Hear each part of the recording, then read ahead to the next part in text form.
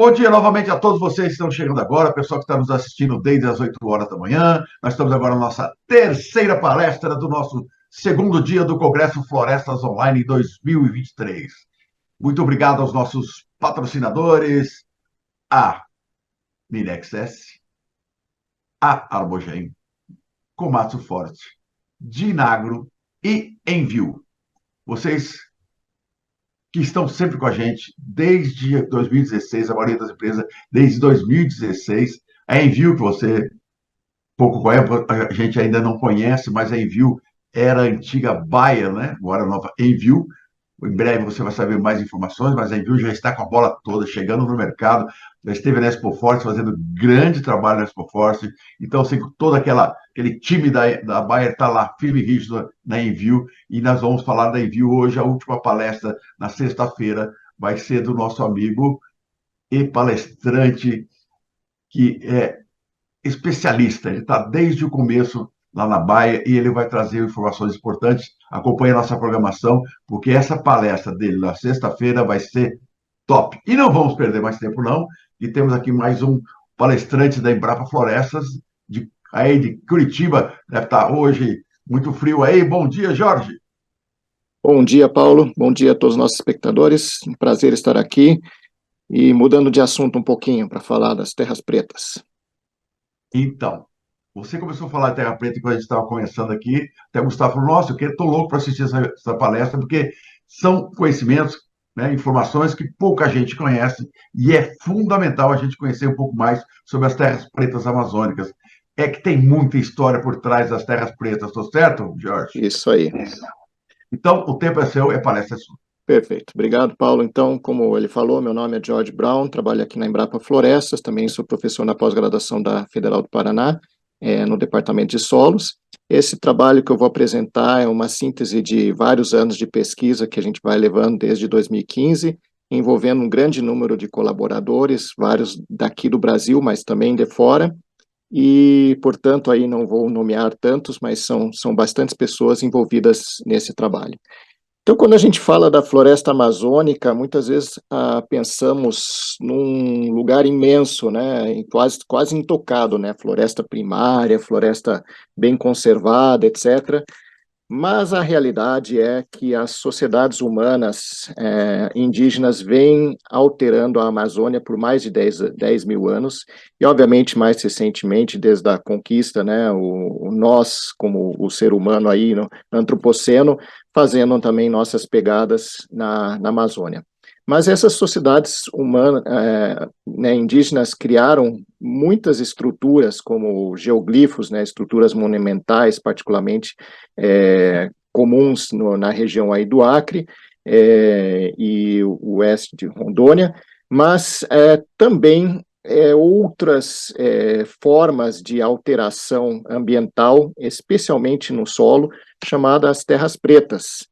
Essas terras pretas, inclusive, saiu esse trabalho agora, o mês passado, sobre produção, né, criação intencional, ou seja, os Cuicuro aí do Mato Grosso produzindo ainda hoje terras pretas, né, através de assentamentos humanos de longo prazo, envolvendo aí montículos, depósitos de restos, etc. Já vou entrar em detalhes sobre isso, que hoje em dia ainda estão sendo criados, né, e ainda fazem parte da cultura e da história dessas comunidades indígenas. E não são só os Cuicuros, são muitos outros indígenas ao longo aí de mais de 9 mil anos, criando terras pretas na Amazônia, que são solos altamente férteis, como esse que vocês veem aqui à esquerda, com um horizonte escuro, bem grosso, que chega até, às vezes, a 1 metro de profundidade, que contém bastantes nutrientes, principalmente fósforo, cálcio, magnésio, bases, né, e muita matéria orgânica,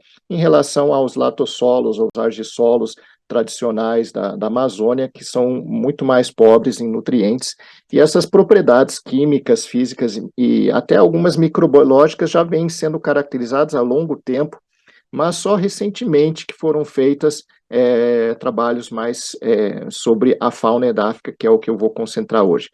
As terras pretas de índios são patrimônio histórico, conforme o IPHAN, né? Então, em princípio, eles pertencem aí ao patrimônio histórico nacional, mas eles são justamente, devido a essa alta fertilidade, procurados, né, ativamente na Amazônia por agricultores ribeirinhos e caboclos, e os agricultores tradicionais para justamente produzir alimentos, né? Então, você tem aqui um exemplo clássico de umas fotos de milho, né, numa terra preta embaixo, um milho em cima num argissolo, e aqui um experimento publicado esse ano pela Exalc, pessoal da Exalc, mostrando aí o cedro em solo terra preta à esquerda e no controle praticamente não cresceu, né? Então, vemos aí um potencial imenso de terra preta que foi associado muito à produção de carbono pirogênico, ou biochar, ou carvão, que já faz parte dos solos naturalmente. Aqui à direita você vê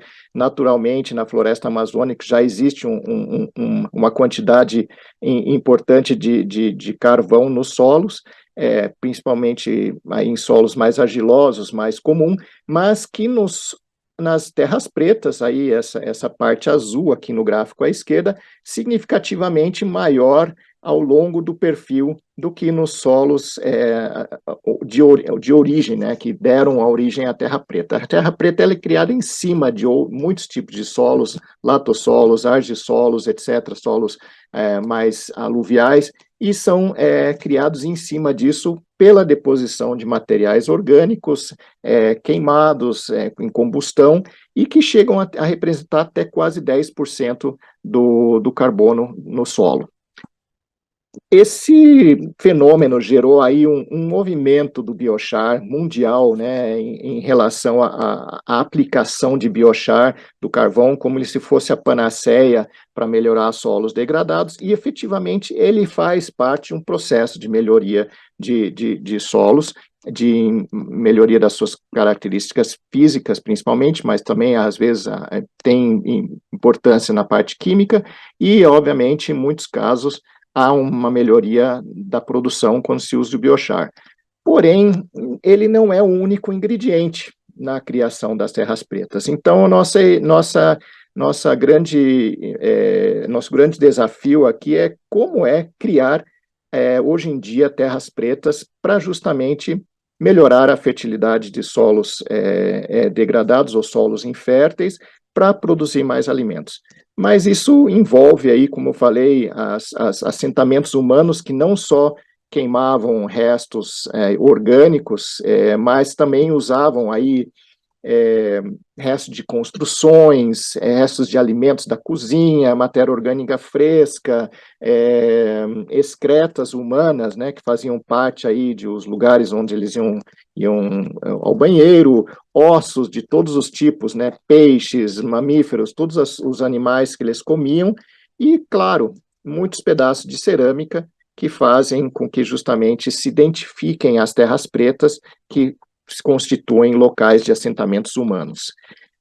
Mas e a fauna edáfica? Já sabemos, né, na fórmula clássica de gênese dos solos, que os organismos, né, os organismos vivos fazem parte da gênese dos solos, da pedogênese, e não uma parte pequena. Na verdade, existem trabalhos até clássicos do próprio Darwin, que o último livro dele, publicado em 1881, 6 meses antes dele morrer, foi sobre minhocas, e como as minhocas são importantes agentes na gênese e na formação de solos e camadas edáficas, e aqui à esquerda umas figuras do livro clássico dele. E então a nossa pergunta através das atividades humanas, interagindo com o clima, o tempo, a topografia e os organismos, como é que podemos atribuir aí alguma importância, alguma função à fauna edáfica? A fauna edáfica, por incrível que pareça, representa aí quase 20%, 25% de todas as espécies descritas no mundo, ou seja, 1/4 da biodiversidade mundial são animais que passam uma parte do seu ciclo de vida dentro do solo. representam aí mais de 40 grupos taxonômicos, principalmente artrópodes, insetos, mas também anelídeos, moluscos, muitos aracnídeos que vivem também no solo. Muitos desses são engenheiros, que chamamos do ecossistema, animais que misturam, perturbam, comem ou transportam solo e matéria orgânica. E esses animais, eles produzem o que chamamos dos serviços ecossistêmicos. Não só os engenheiros fazem parte desse trabalho, mas também os detritivos, aqueles que ingerem matéria orgânica, ajudam na sua fragmentação, na sua decomposição, catalisam a atividade microbiana e a ciclagem de nutrientes. Aqueles predadores que funcionam muitas vezes para até o controle biológico, e os herbívoros, né, que são muitas vezes considerados aí como pragas, mas fazem parte do ciclo natural na natureza de consumo de material vegetal e reciclagem de materiais orgânicos no ecossistema.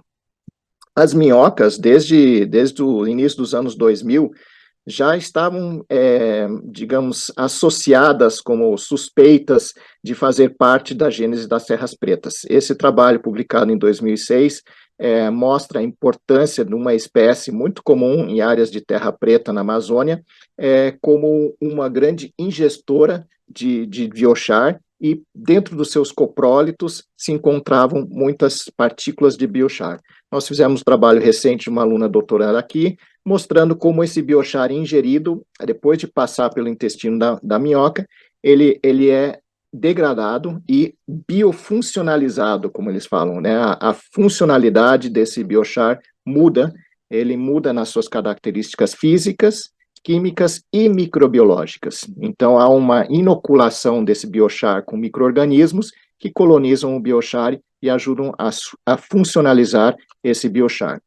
Essa bioturbação que as minhocas fazem, né, que é a seleção de alimentos, as partículas, os processos no intestino, a criação de galerias, os coprólitos que são depositados não só na superfície, mas também dentro do solo, eles ajudam no intemperismo, né, eles catalisam esse intemperismo, eles incorporam o biochar, ajudam na sua funcionalização, há uma mineralização de nutrientes, particularmente disponibilização de fósforo, de nitrogênio, de cálcio, que é associado às glândulas calcíferas das minhocas, e os próprios agregados das minhocas, por serem agregados muito estáveis, macroagregados muito estáveis, contribuem também a longo prazo para o sequestro de carbono no solo. Então, fizemos um primeiro estudo, né, sobre as comunidades na macrofauna, focando também particularmente nas minhocas em solos terras pretas, e esse foi publicado aí em 2016, mostrando aqui nessa própria figura clássica do processo de gênese de terra preta, a incorporação dos engenheiros do ecossistema, mas na verdade poderia entrar aqui toda a parte de biota do solo e sua interação com a questão de agregação, decomposição, sequestro de carbono, funcionalização do biochar, aceleração da atividade microbiana, etc., como ingredientes para a terra preta. E dentro desse trabalho nós publicamos não só aquele inicial, mas esse mais recente aqui, 2 anos atrás. Todos os dados estão disponíveis para download gratuito aí no repositório do DRIAD. Isso foi um trabalho de um outro aluno de doutorado da Federal, e foi realizado em 3 regiões da Amazônia, né? A Belterra, Iranduba, Porto Velho. Nós escolhemos aí 18 locais onde tinham solos pareados, né? Terra preta de um lado, solo referência, ou solo em cima do qual tinha sido criada a terra preta. ADE é Amazonian Dark Earth, né? Então, vocês vão ver aqui nas figuras seguintes, tudo que é ADE quer dizer terra preta, e um gradiente de perturbação, desde floresta antiga, passando por mata secundária, né, menos de 20 anos, até uns sistemas agrícolas implementados em cima de áreas de terra preta e solos controle. Fizemos um desenho aí a mostrar o padrão para todos, olhando em uma série de diferentes atributos biológicos, químicos, físicos, né, e muitas amostras de solo até quase 1 metro de profundidade, né, para verificar aí a parte química. Fizemos a avaliação da fauna, fizemos a avaliação de espécies de minhocas, cupins e formigas, a diversidade de bactérias, arqueias, fungos, a química, mineralogia, etc. Uma avaliação bastante completa verificando aí a diferença entre a qualidade dos solos de terra preta e os solos referências. E a parte química mostrou claramente aqui, à direita você vê as terras pretas em vermelho, terras pretas em esquerda em preto, e os solos referência, os solos adjacentes, controle à direita, e quase todos os nutrientes aqui nessa figura que fica aqui do lado esquerdo, mostrando, né, a parte da fertilidade associada à terra preta, justamente associada a todos esses solos, todos esses perfis, todos esses são perfis e camadas de solo com terra preta sendo mais férteis, né, melhor química do solo do que os solos adjacentes. Isso aqui, olhando alguns elementos separadamente, vemos aqui claramente na terra preta são as três barrinhas aqui, três caixinhas da direita, os solos referência à esquerda, aqui o pH em todas as condições, né, sistemas de uso, floresta antiga, mata secundária e área agrícola, mais alto o pH, mais alto o cálcio, mais alto o magnésio, mais alto o fósforo, mais matéria orgânica e menor saturação de alumínio, menor com teores de alumínio trocável. Comprovando, então, como já se tinha visto em muitos casos, que a terra preta é mais fértil do que os solos adjacentes, né?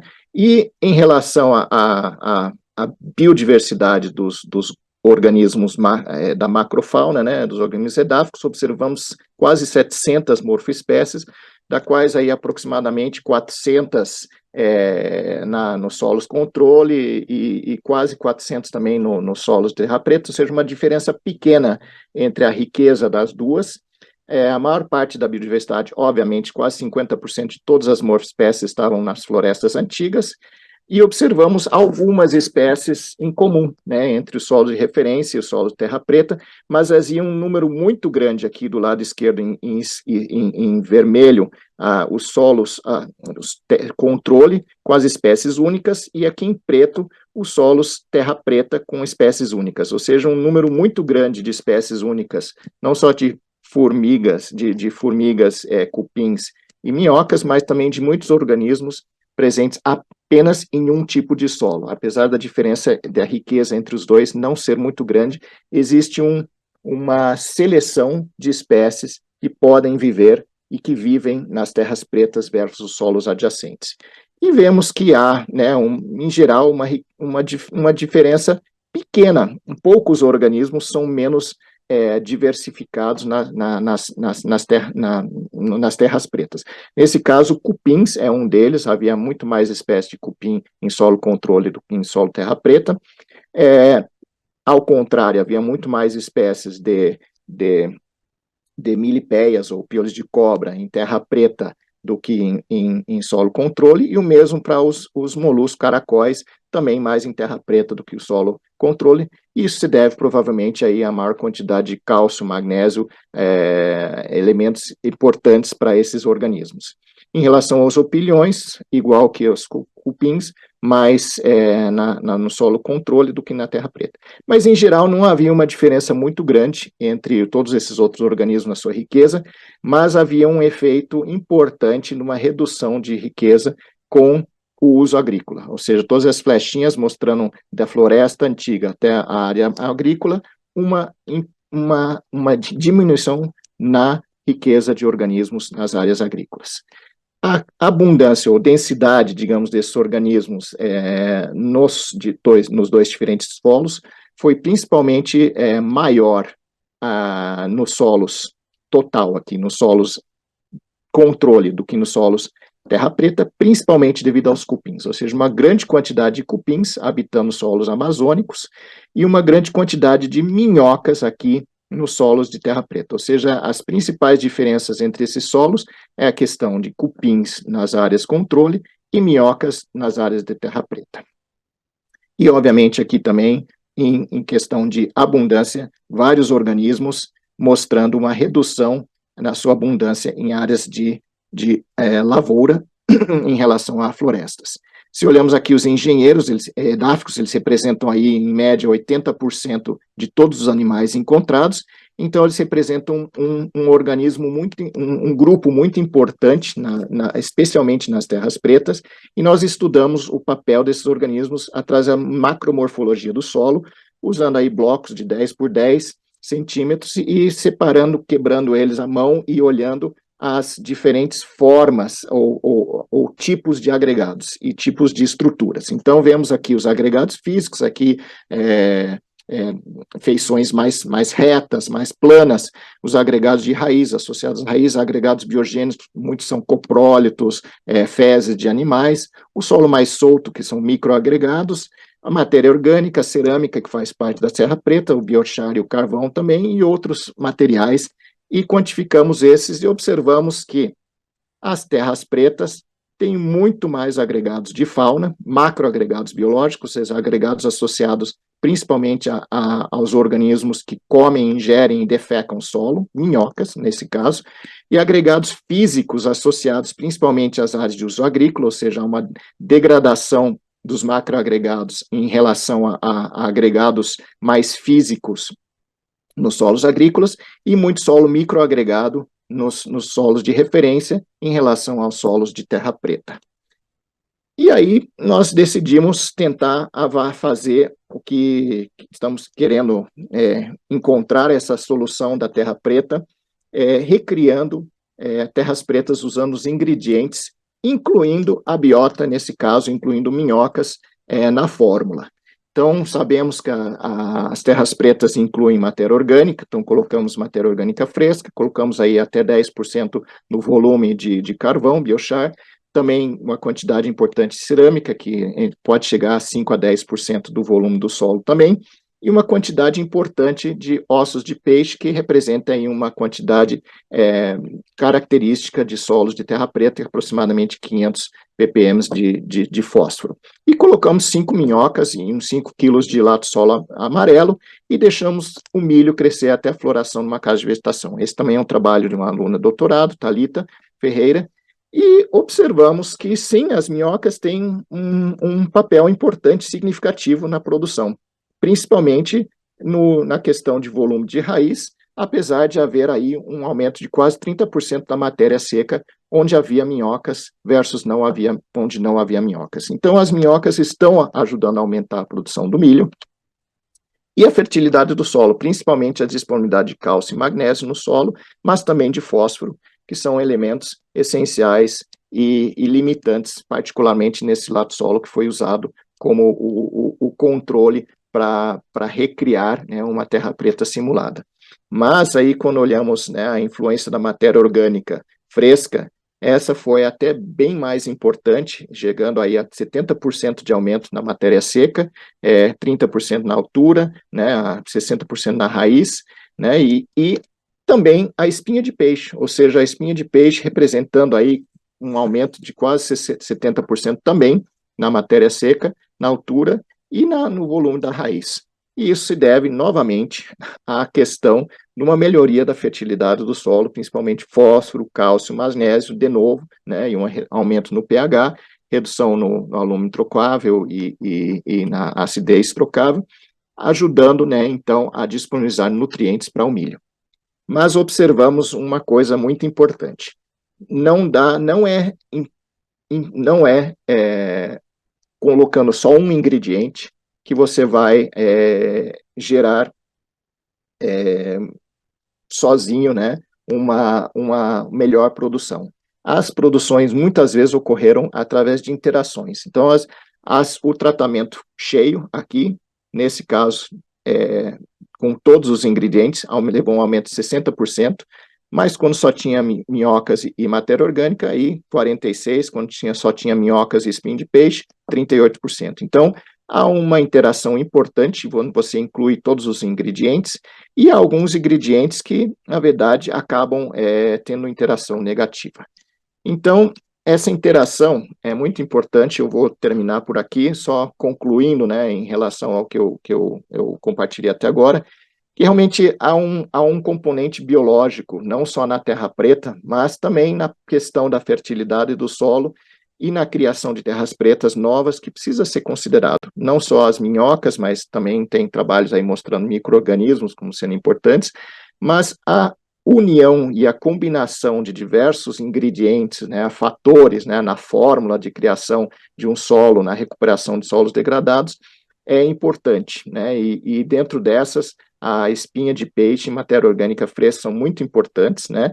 Então, como um desafio aí para o futuro, que ainda não temos todas as perguntas respondidas, como podemos usar, né, essa fórmula para melhorar, né, as suas interações, otimizar o papel da biota e desses ingredientes para justamente melhorar a fertilidade do solo, né, e a recuperação de terras degradadas, e qual o papel do fogo, né, e como podemos melhor usá-lo nesse processo, né, sabendo que o fogo é um processo que gera esse biochar e, portanto, também faz parte disso. Estamos procurando, né, algumas respostas através de técnicas mais modernas, e como o estudo dos microbiomas, a metagenômica e transcriptômica, ensaios de caso de vegetação, esperamos ter novidades em breve. Então, é isso que eu queria compartilhar. Novamente, obrigado, estou à disposição para responder as perguntas. Muito obrigado, Jorge, obrigado pela sua palestra, muito interessante, tem muita... Pode parar seu compartilhamento de tela, isso, fica melhor para a gente conversar. E eu pergunto o seguinte, essas terras pretas, quer dizer, os índios usaram esse espaço por anos e anos e anos, né? Assim, o mesmo pode acontecer, a pergunta de quem não conhece, né? O mesmo pode acontecer com os nossos lixões, né? Nas cidades aqui, o lixo que foi jogado lá durante anos, né? Pode virar uma terra preta, qual que é a diferença? O grande problema nos lixões, na verdade, é que não é só material orgânico, material que pode decompor, né? Temos aí plástico, e o nosso grande problema atual são os microplásticos nos solos, na água, e como isso representam contaminantes importantes que cada vez mais vão nos dar dor de cabeça e problemas, mas também aí não só plásticos, temos aí metais pesados, temos uma série de outros contaminantes como medicamentos, então lixão é história à parte, apesar de 40% mais ou menos do que vai no lixão muitas vezes ser material orgânico que pode ser reciclado, que deve ser reaproveitado. Eu acho que tem muito que a gente pode fazer ainda, até na própria casa, no jardim, colocando esse material da cozinha. Eu, por exemplo, tenho minhocário na minha família, desde que eu sou piá, desde que eu sou moleque, né? A gente faz compostagem. Então, tem todo um universo aí a ser melhor explorado justamente para reduzir a carga de material orgânico nos lixões e deixar eles reservados para aquilo que eles precisam ser feitos, né? Que é lidar com o lixo que realmente não dá para ser reciclado. Agora, você me estava falando antes da gente começar que você já foi 6 vezes para a Europa e vai agora novamente para a Europa. Qual o interesse da Europa, dos outros países, com esse tema, terras pretas?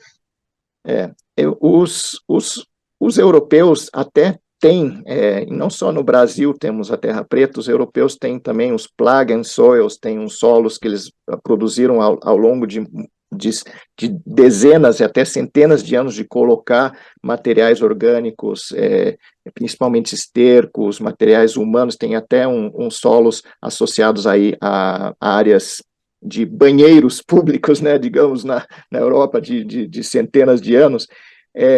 Eles têm, acho que o mundo tem esse interesse justamente porque eles representam um conhecimento tradicional, meio que mais ou menos perdido, né, e que talvez tenha aí uma fórmula, uma coisa mágica, mas na verdade eu acho que não tem tanta mágica aí, não, muitas vezes é questão de tempo, uma questão de você saber o que você vai fazer com esses materiais e como melhorar a sua conservação, sua transformação e sua incorporação dentro dos solos, para que eles, ao longo do tempo, retornem, né, essa fertilidade aos solos que nós temos aqui. E às vezes, o problema da quantidade e do custo que é necessário você aplicar para você pensar em escala, né, larga escala.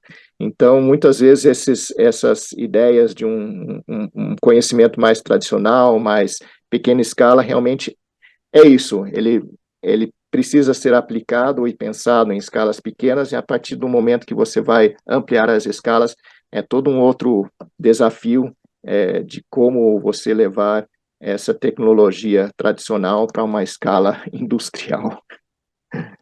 Muito bom, vamos lá então. Agora o Rodolfo Valdívia. Obrigado, muito interessante tema. Chico Moreira, das palminhas, obrigado, Chico Moreira. José Mauro de Almeida, bom dia, pessoal. Juan Pablo de Souza, bom dia, de Três Barras, Santa Catarina. Davi Maquiana, bom dia, parabéns pelo evento. Ele está falando lá de Moçambique. Uau. O Chico Moreira, novamente, excelente palestra. O Jedson Nunes, bom dia. Universidade Federal de Patos, Paraíba. Juan Pablo de Souza. Como estão os estudos relacionados à biota do solo em outras regiões? Na sua opinião, qual a perspectiva de utilização da microbiologia no manejo nutricional para diferentes culturas? Certo. A microbiologia não é bem minha praia, né? Eu trabalho com fauna, né? Sou mais zoólogo do que microbiólogo, mas eu posso dizer que nós temos aqui no Brasil uma tecnologia maravilhosa, muito bem desenvolvida, não só pela Embrapa, mas aí em cooperação com cooperativas, com universidades, outros centros de pesquisa, que é a questão da inoculação com bactérias fixadoras de nitrogênio, né, não só as Rhizobium associativas, mas também as simbióticas, mas também as associativas, como a Azospirillum. Então, existe aí um universo a ser explorado, né, e até utilizado de uma forma mais abrangente no nosso país, mas eu vou deixar essa pergunta mais para os especialistas, e existem vários, Mariângela, Hungria é uma delas, que trabalha em Embrapa Soja, você pode entrar em contato com eles para ter maiores informações. Obrigado. Vamos lá. Carlos Lima, existem experiências com terras pretas no semiárido, na Caatinga, no Nordeste? Que eu saiba, não, porque o que existe de algumas áreas com que se chamaria solos, terras pretas, arqueológicas, são mais em cavernas, no semiárido. Então, áreas que foram ocupadas por sociedades indígenas, né, ao longo de anos, ocupando as cavernas, então são áreas onde houve, então, uma criação de uma terra preta, uma camada muito escura, mas nada em relação a um trabalho, né, mais prático, ou até um trabalho mais histórico de saber se os indígenas da região chegavam a produzir ou não terra preta. Por isso que a gente chama terra preta amazônica, ela é principalmente associada à Amazônia. Vamos lá, continuando. O Ariclenes Aníbal Balarotti pergunta: algum estudo sobre aumento da retenção de água na terra preta de índio? Certo. Os solos de terra preta, eles justamente têm essa questão de uma agregação biológica muito importante. Então, é, eu lembro de ter lido algumas coisas também outra vez. Física de solo é todo um outro universo. Mas, sim, há algumas mudanças que ocorrem na Terra Preta, na criação dessas terras pretas, mas muito disso tem a ver com a própria matéria orgânica nesse solo, e a matéria orgânica é uma grande retentora, ajuda a reter água, né, umidade no solo. Então, a minha hipótese aí seria que sim, justamente esses solos seriam mais capazes de reter matéria orgânica do que outros, né, solos referência ou solos originais, digamos, né. Vamos lá. A Vitória Stephanie Freitas Silva, parabéns. Luiz Gonçalves, bom dia desde Venezuela. Excelentes apresentações. O Gideon Santos, olá, Jorge. Você tem informações sobre o desempenho do uso da terra preta no desenvolvimento de espécies florestais, na recuperação de áreas degradadas na Amazônia? Pois é, saiu esse artigo que eu mostrei lá, aquele cedro crescendo na terra preta, esse trabalho da Exalc, justamente propondo como se fosse a terra preta como uma solução para recuperação de áreas degradadas na Amazônia, né? A dificuldade com isso é que a terra preta é um recurso limitado, né? A terra preta que existe atualmente ocupa aí entre 0,3% e 3%, é uma variação de fator de 10, né, aí nas estimativas da área superfície da Amazônia. Então, se a gente for minar terra preta, e existem empresas que você pode comprar terra preta amazônica, você pode comprar para fazer o que você quiser. Obviamente, aquilo lá não é legal, né? A terra preta, como eu falei, é um patrimônio histórico do IPHAN, não deve ser comercializado, não deve ser explorado, mas ele é. Você pode usá-lo, mas é uma questão de quantidade disponível e o uso correto desse recurso. Eu acho que o uso correto deve ser o uso in situ, e a produção de mudas ou a recuperação deve ser procurada através de terra preta nova, ou seja, colocando os ingredientes necessários para recuperar as degradadas com os recursos disponíveis localmente e não ficar importando material de fora. Ótimo. Vamos lá, Fabiano Silvano Altenhofer, bom dia, de Ivoti, Rio Grande do Sul. Carlos Donizete, opa, pulei aqui. Carlos Donizete Scovini, a compostagem de resíduos orgânicos pode ser uma base para a geração de terra preta? Eu comentei da compostagem mais no sentido de evitar aí jogar lixo orgânico no lixão, mas, obviamente, sim, essa compostagem que ocorre, na verdade, os indígenas faziam os seus murundunzinhos, né, os seus montículos, onde eles jogavam todo o resto de culturas, mas eles usavam muito o fogo para queimar, né, esses materiais, depois eles secarem, e que isso também ajudava a espantar mosquito, etc., né, limpar um pouco a área. Então faz parte a criação, o fogo faz parte de um processo de criação de terra preta. Eu não vou dizer que tacar fogo na compostagem, porque não faz sentido, né? A compostagem realmente é como um início é um aproveitamento de um recurso que está sendo desperdiçado muitas vezes, ou sendo jogado fora.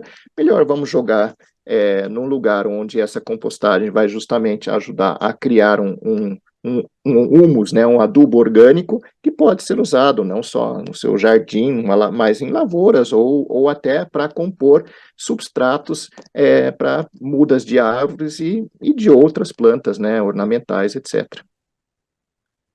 Bom, continuando aqui então, vamos lá. Ananda Guiar, bom dia, Jorge. Parabéns pela excelente palestra. Quais as ferramentas genômicas que têm gerado resultados relevantes sobre caracterização genética dos micro-organismos que você estuda? Novamente, uma pergunta direcionada para microbiologia. Como eu falei, trabalho com animais, sou zoólogo, né, e não microbiólogo. Esse é um outro universo. O que eu posso dizer é que existem alguns grupos de pesquisadores trabalhando com isso, foram principalmente ali no Sena e na Exalc, né, em São Paulo, que estavam trabalhando toda essa caracterização da função, né, e da presença de organismos benéficos e quais aí bactérias poderiam ser as características da terra preta.